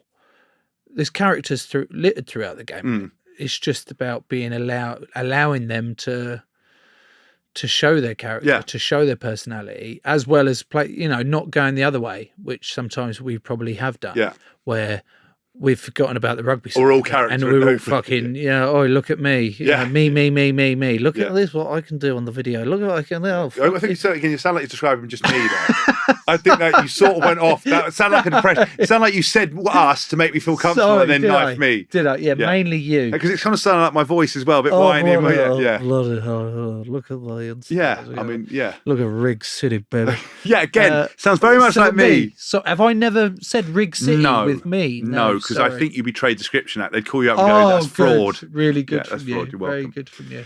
There's definitely, mate, there's loads of personalities in the game. It's just about, the trouble is, not the trouble, because it's not the definitive answer, but the media play a big role in allowing these characters to come through the game, because they can't fucking lambast them. Is that a word? Yes. Is that the right word? Lambasted, yeah. Lambasted, depending where you're from, but yeah. Lambasted. And they can't bag them for coming out and showing personality. Do you know what I mean? Yes. Or and then they bag them if they don't show personality, or like, mate, the amount they hammer Faz. Yes. For the like, oh, he just gives this fucking standard shit. We want to see a bit more of it. What do you mean? You want to see, like, that's him, and he's not going to give you more if you keep fucking hammering him. Yeah. Do you know what I mean? Just ease up a little bit. Just treat people a little bit more, level-headedly, and that you might get more out of it. Because you were quoted as saying about the you were struggling with the meat. I think in the bit where you were with the tribunal, when you sort of came and actually got yourself reduced sentence. So fuck you, QC. It worked really well. The narrative you pulled in the story. You said the media was difficult. Talking to Michael Checker, talking to Warren Gatland about it, both of them sort of cited the media as being a problem. Now, obviously, social media kind of detracting and not letting them be, and pressure it puts on coaches and people. And Warren kind of basically shies away now from speaking too much, because everything just gets bastardized. Yeah. Do you think that media and social media is just made being a sportsman way worse, and is down to a lot of us having problems? It definitely plays a part in it. There's a lot of kids these days that are constantly on their phone. I'm fucking constantly on my phone. You're definitely constantly on your phone. Yeah, brilliant. But the kids, they're looking for that feedback from Joe Blogs, 9:05 to say, oh my God, Marcus Smith is the world's best 10 at the minute. Oh, his kick was so good. But they're also looking for Joe Blogg's 2042 to go, oh, Marcus Smith is a bag of shit. He shouldn't be. Do you know what I mean? Yeah. And it's like, why do you care so much about the opinions of those?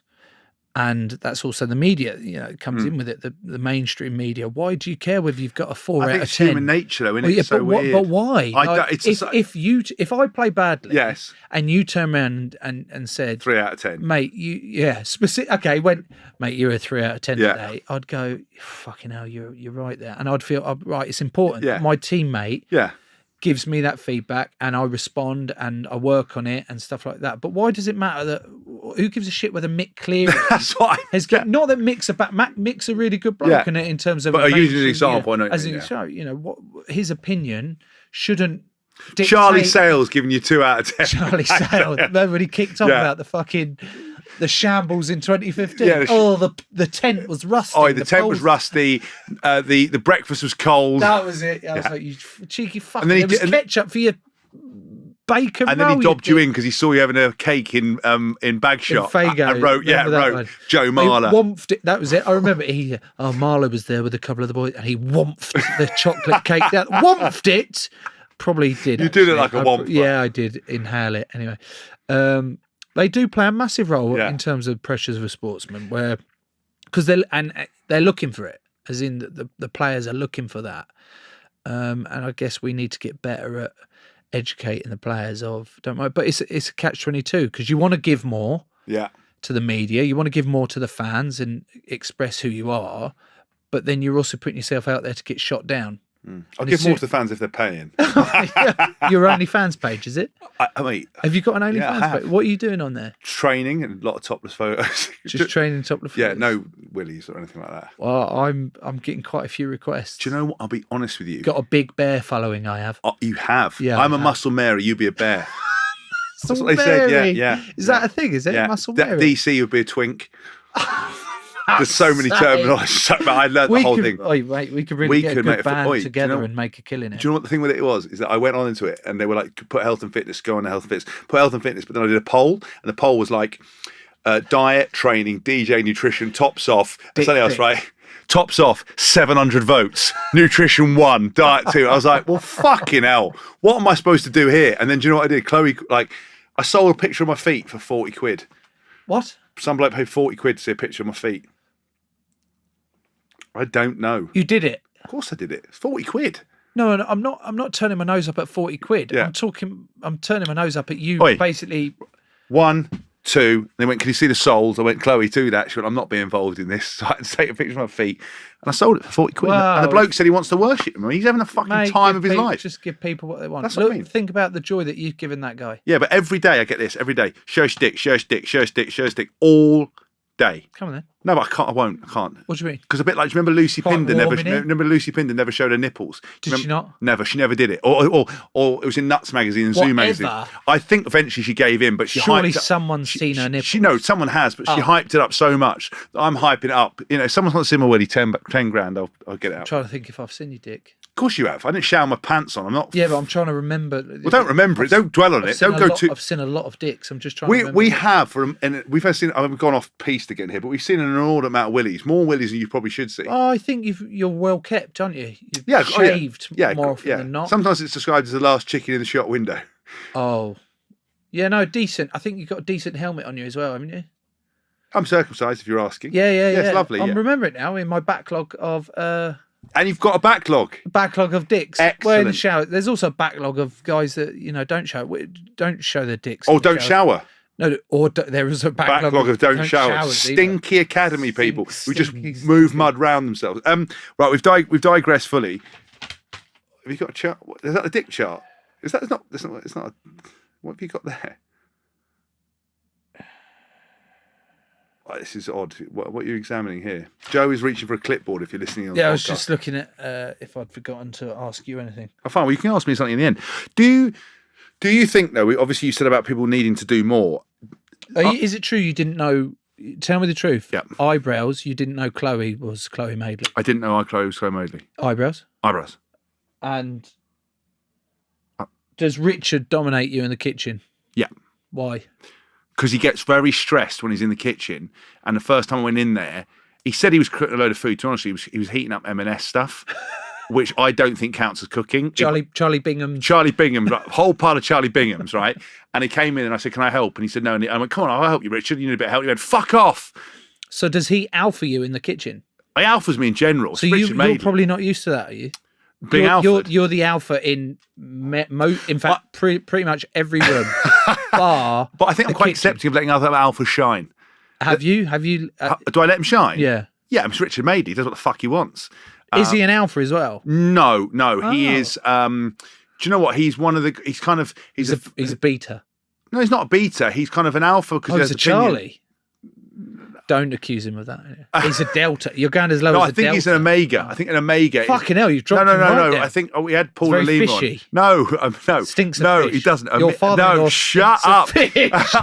That's the quote. Cut. Podcast finished. No, he's an omega because basically omegas let other alphas shine, but are also alphas themselves. And he is like that. But he's also a great feminist. He's everything. He's really good. He's very clever and intelligent. But no, we don't have. There's not a big war cock-off thing going on. He does sometimes get naked though. I came in the kitchen once and he just took his dressing gown off, put some trousers on. I saw his ass, and that was mildly inappropriate. I mean, I just don't think he gives a fuck.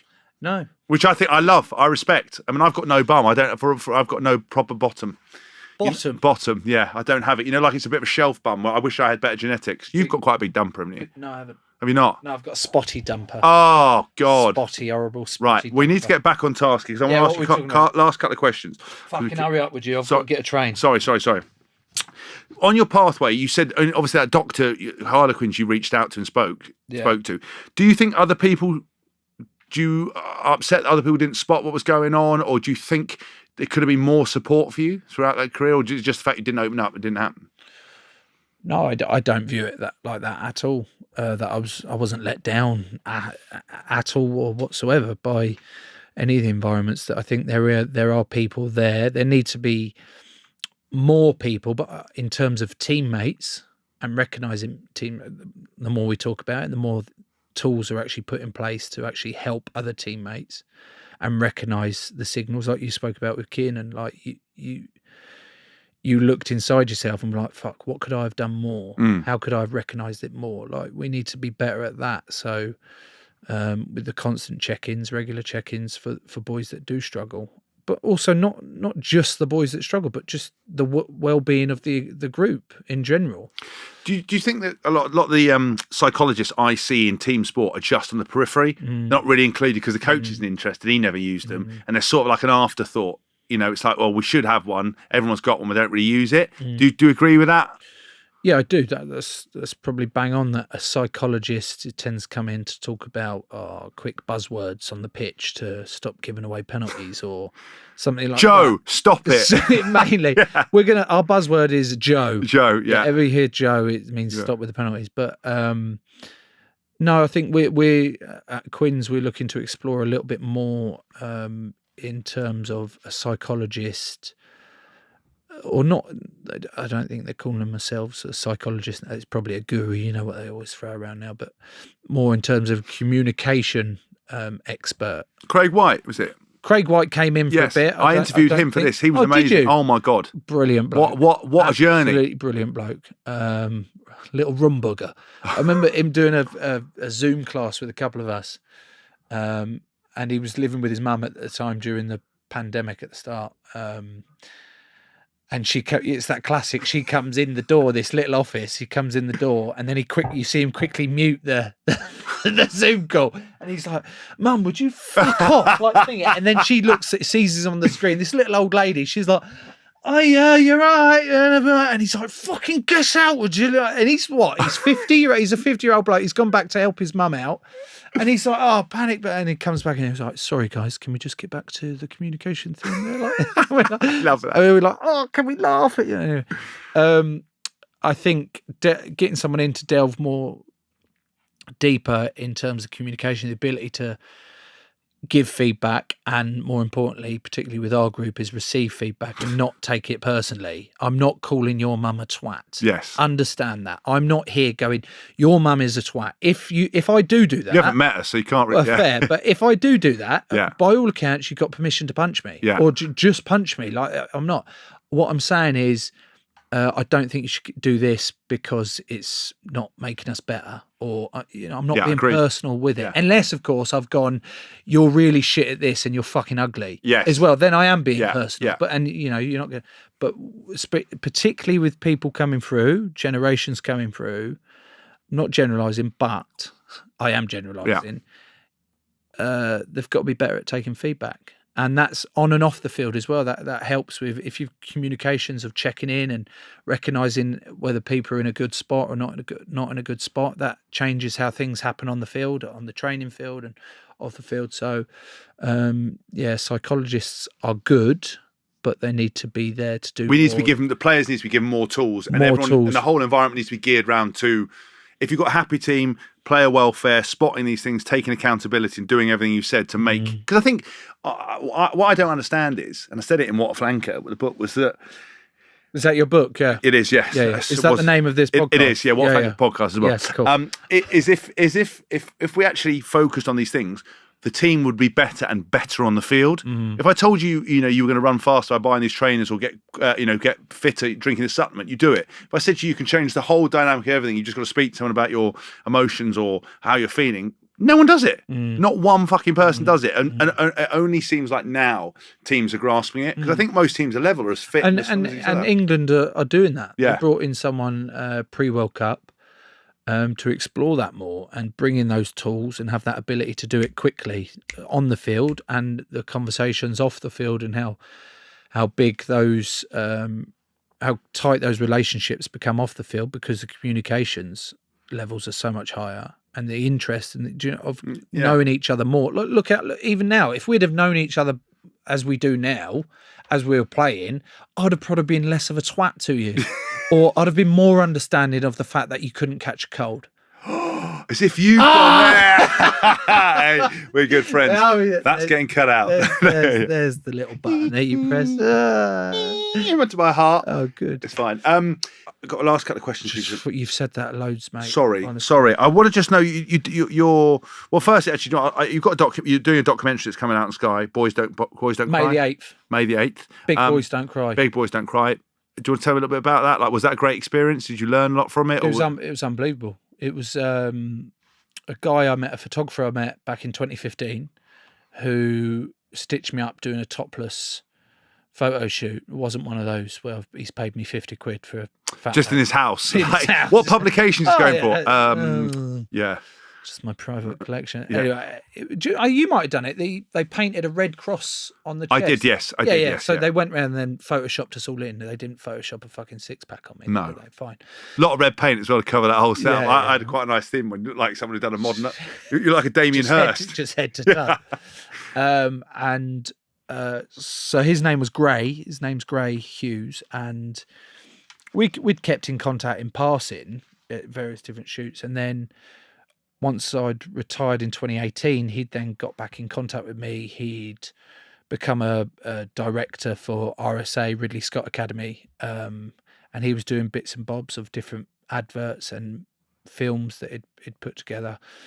And he'd come up with this idea. He said, look, I'd love to do a project with you, going to Japan and trying out all these different Japanese things whilst out there, and Rugby World Cup, stuff like that. And I was like, okay, that's interesting. Let's explore that. We met up a couple of times. But he was also someone that I confided in with some of my mental health issues. Really? Yeah. What a random bloke to choose. Exactly. And it was because there was a sense of dark recognising dark. And he then opened up to me in some of the troubles that he'd had growing up. Wow.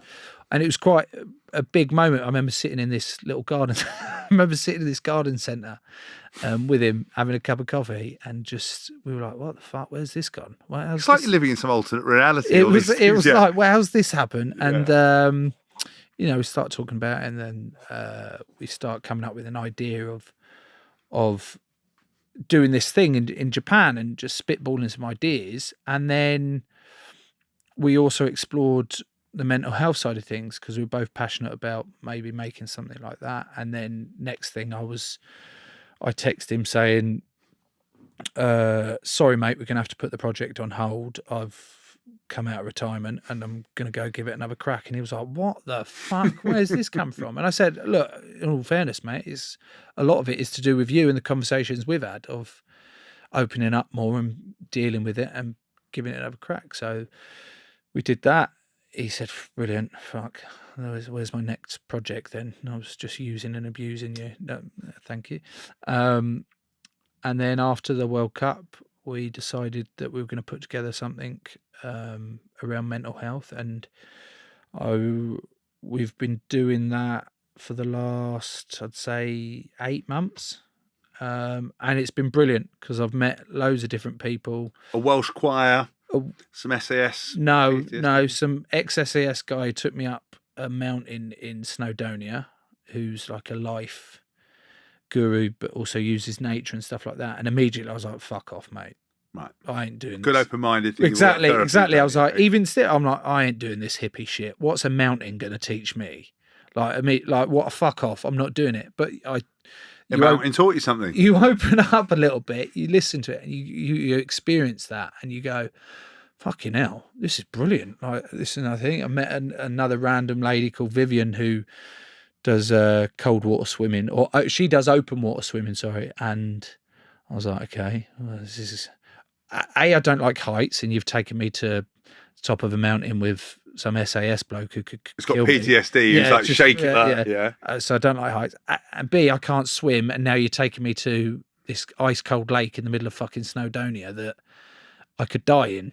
And they're like, yeah. And I was like, have I got a wetsuit to do it? And they're like, no. What? Pardon? No, you just do it in your pants. We'll give you some gloves. I went, oh. Do you have to bring your own pants? Cheers. Cheers. Was my own pants at small budget. Oh, sweet. Okay. Yeah, and that was her little bit of light that she uses to stay on top of her mental health. And why? Because nothing could be as bad as freezing your ass off in a fucking lake. Is that? I love that approach. Yeah, I'm having a really bad day. I know. I'll get in my pants and go in a fucking lake, and then everything else will seem better. Is that the mentality? Well, I just made that up. You seem so open to these things, James. I am. Really open. I am. Yeah. But no, there's a couple of other bits. There's this place I went to called the Big House in North London, and that was incredible. It's for kids that are just coming out of care, or adults that are coming out of care, 19-year-olds that go to this acting school. It's not an acting school, but it's where they base all their learning around acting skills and giving them the tools to go back to their homes and come out of care and actually live good lives, but also giving them tools to go on and become actors. A lot of them done a lot in what's it called? That fucking adulthood. Yeah. Top Boy. Kidulthood. Loads of different projects going through. And to meet them and hear their stories was brilliant. I loved it, mate. Got to meet loads of different people, and hopefully it will give a little insight into promoting, talking more. Did you feel it? Did you feel like it resonated with you, or did you see like a common theme across it for yourself and them? Obviously, albeit their things were slightly different. Their things were slightly different. The common theme for me was being brave enough to open up and try different things. Personally, and experience getting yourself out your comfort zone will help you grow. Even to the point where it's making me feel sick. Oh, excellent. When I met a choir. I said about the Welsh choir. Yeah, no, it wasn't a Welsh was one. It not? It was a London one, and it was a choir, and they gave me I had a one-on-one singing lesson. Do you know what? I wouldn't have done it. I wouldn't have done it. I can't sing. No, so I can't. But you did Adele on Jonathan Ross. Yeah, but it's different. It's different to hamming it up and play on the part. Hello, darling. Well, I can't even ham it up. My voice is that bad. My old friend. So I started with that, and so the choir mistress Nikki, she was giving me a one-on-one lesson. Was she? Oh my god! Was she? No, a one-on-one lesson. Okay. And I was like, "What?" She was like, "No, stop." Hamming it up. I want you to try and sing. I went, I can't fucking sing. No. I went, no, I'm not having it. She's trying to make me sing. Give me a sing. I was like, but actually, That's making me so sick. I might be that. This might be the most awkward Yeah, thing it's I've awful. ever heard of. Oh God. And then I do sing. It's making me mad. I remember finishing it. I finished it. And I FaceTimed Daisy straight after. She said, how's filming going? I was like, It's kind of made me feel a bit sick. She went, what have you been doing there? I said, oh, I've just done some singing with the thing. She said, oh, that was cool. I was like, yeah, no, it wasn't. She was like, why? I was like, I do a solo.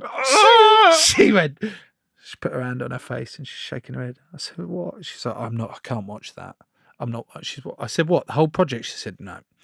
If you're singing it, are you properly singing it? I went, yeah. I was like, give it a chance. I was like, So we were both like, And well, that's going to be used front and centre to market it. 100%. If anything, that's all people are going to see. Well, but even still, at least it would get people watching all the other bits. But is it that bad though? All jokes aside, Yeah. All jokes aside, I was a little bit worried about it. But speaking to Gray and Josie and the people that worked on the project, and they were like, yeah, you've got every right to worry about it. You can't sing. You can't sing. And I said, that's not what I'm worried about. I'm worried about how bad it looks. Like, and they were like, no, you're not seeing it the way we see it. Yeah. We see it as you trying to be this big, like, macho, yeah, I can make people laugh and, put on silly voice and sing, yeah, la, la, la. Yeah. To then being not forced, but then having to let yourself go. Let your guard down. So let your guard down. And it's a bit of a metaphor or a bit of... Yeah, I get it. To actually being vulnerable and going, oh, fuck it, I'll give it a go and see how it goes. And do you know what I mean? And that was it. And I have to keep saying that to myself over and over to justify. I mean, it's a great thing.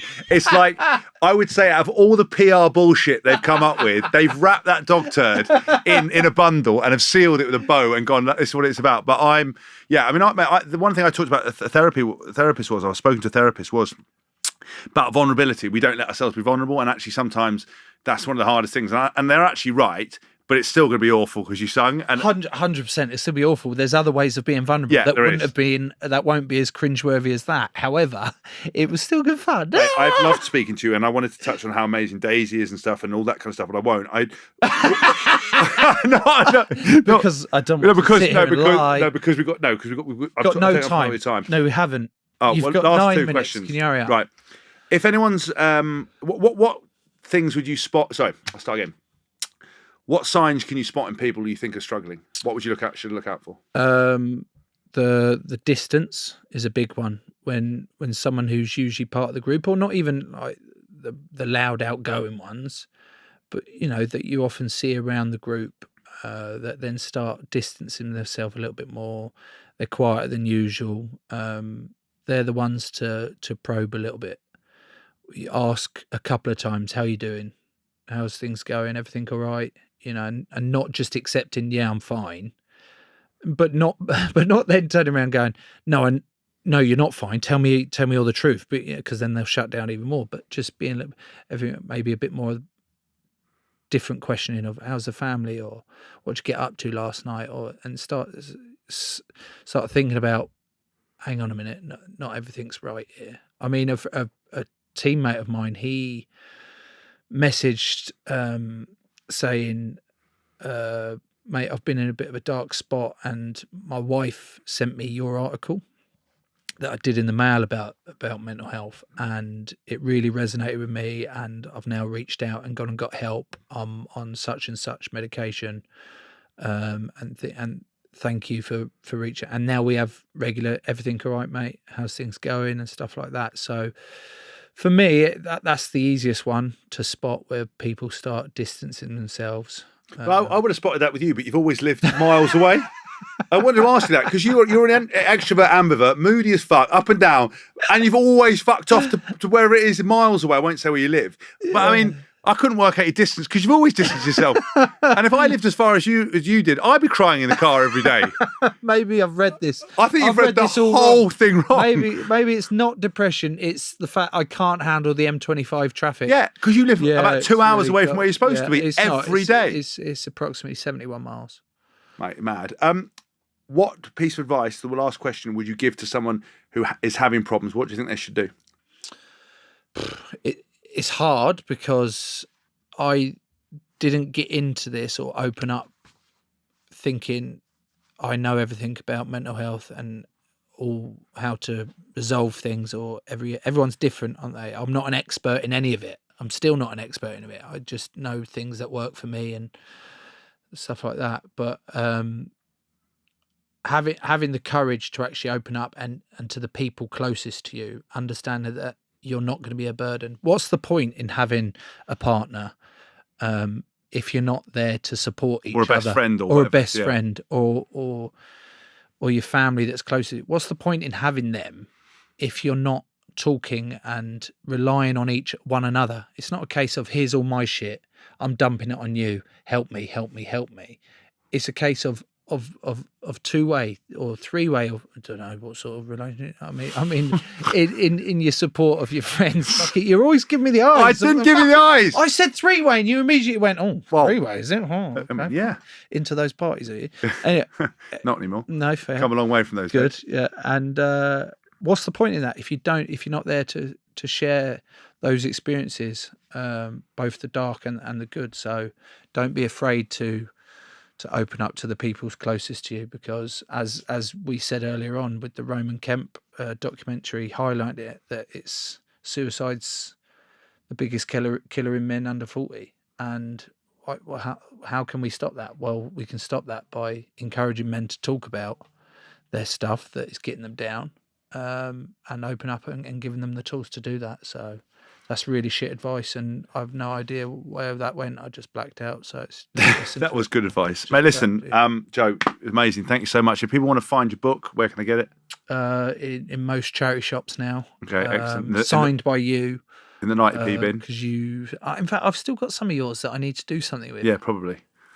Yeah. No, it's not. Yeah, probably. What do you mean? Yeah, probably. I have. What? How do you know whether I've got? Because you told me. I think you've told me. You're going to stitch me right. out. I'm not going to stitch it. How can I possibly compete with you, James? You fucking rocketed through the roofs, and deservedly so. Some of the stuff you've written is complete horseshit, but it's fucking funny. I knew you come on my podcast, tried to sabotage it. No, I haven't sabotaged. Have I? No, in the last bit. Yeah, it's complete horseshit, but it's fucking Thank you good, very much. funny horseshit. So, and what about this? The documentary 8th of May. Documentary Big Boys Don't Cry on Sky. And if people want to follow you on social media and get more of Joe Marler, at Joe Marler on Twitter, or at Joe Marler 17 on Instagram. Excellent. Don't even know the original name. No, don't actually have the original name. And obviously my podcast that doesn't rival What a Flanker, where we talk to. I mean, it's easy for you, isn't it? Because you've got all your celeb mates you can call up. I haven't got any celeb mates. No, but you talk to some amazing people. I really like your podcast. Yeah, but I haven't got any celeb mates. You told us about the tattoo lady. That was. No, I liked the marine biologist we had on. Really? Oh, fucking hell. He came loaded. You liked the astronaut, didn't you, as well? Yeah, Tim Peake was good. But like, there's some of they're normal people with these sort of jobs that you think, oh, they're just everyday jobs, and you delve into a little bit, you ask the right questions, and they fucking come alive, and you're like, oh my god, it's fascinating. And to be fair, it's actually helped me a lot in trying to understand people more, and I like talking to them. So amazing. The Joe Marler Show, that I didn't want to be called the Joe Marler Show, but I didn't have a choice in that. Yeah, well, I like it, and it's a very good podcast. Joe, you've been excellent. Thanks so much for coming on. There's nothing more you want to ask me. There's nothing more you want to ask me, is there? Got your little notepad? Anything you want to ask me? Do you want me to write something? No, just one question quickly, lastly, because you got to go. Something you wanted to know. You've made so many extensive notes. I haven't. I don't know why you armed yourself in case I was rude or something. You just wanted to be able to take me down. No, I haven't. There was just a couple of little reminders. How's your mate Roman Kemp? Did you watch the thingy? We asked that. How do you do your mental health, your own mental health since you retired and stuff? Yeah, it's like been that? up and down. Struggled? A little bit. Yeah, a little bit. But you've done quite a lot, haven't you? I have. But I think that was a reaction to maybe not addressing stuff like a bit like a shark. Shark stops swimming, it dies. I was just like, I'll fill every single space until. Is that true? Yeah. Are you sure? What do you mean? If a shark stops swimming, it dies. Yeah. How? If a shark stops swimming, it does because the water has to pass over its gills for it to breathe. If you stopped it, there's no water passing over it, so it can't breathe. Did you know? Is that true? Yeah. I'm going to have to ask my marine biologist friend. Yeah. Did you know if you stroke a shark, sharks aren't on nose? It's sensitive. It's nerve endings on a nose. If you stroke it, touch on its nose, it stops it, shocks it. So this is the issue that I have. You didn't let me finish, and that's not what I was going to say. Sorry. I've let you finish the whole fucking podcast. Yeah. If you stroke a shark, like normally, like a cat from head to tail, you'd shred your hands. You'd cut your hands open. But if you stroke it from tail to head, it's soft. I didn't know that. But the other way, it's all these like sharp little blades. Can't imagine a lot of people stroking sharks, though. It's a good piece of knowledge. Much more if it was like a cat. If I got stroking a cat wrong and lost my hand, I could understand that. It's more of a practical thing. A shark. James, I'd like to thank you for having me as a you. guest on your fabulous podcast, and it's been wonderful seeing you. Thank you ever so much. Thank you. Well, guys, that was What a Flanker, the podcast, Series 2 with the legend that is Joe Marler. If you want to subscribe, then please do. You can get us on all your regular podcasting places. And remember, it's a YouTube show. You can hit me up on Instagram and pick up a copy of my book, What a Flanker, as it's in paperback now.